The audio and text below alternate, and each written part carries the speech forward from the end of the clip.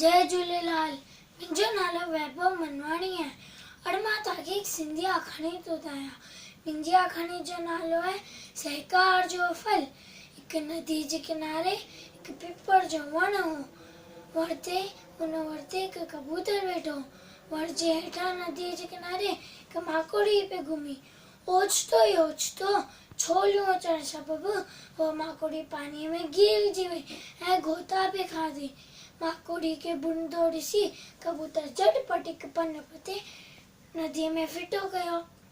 पंहिंजे अॻियां पन तरंदो ॾिसी हू टिप ॾेई करे उन ते वेही रही।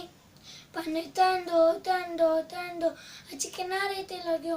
हिन रीति हुन पंहिंजा प्राण बचाया। हू कबूतर जा मन में लख थोरा मनण लॻी। हिकु ॾींहुं माकोड़ी छा ॾिठो त हिकु मारी कबूतर खे पंहिंजे तीर जो निशानो पियो बढ़ाए।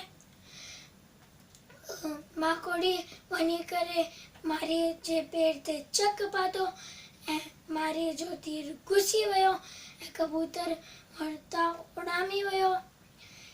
हिन रीति औखिया में सहकार करे हुननि हिकु ॿिए जी जान बचाई। असांखे बि हिकु ॿिए सां सहकार करणु घुरिजे। जय झूलेलाल।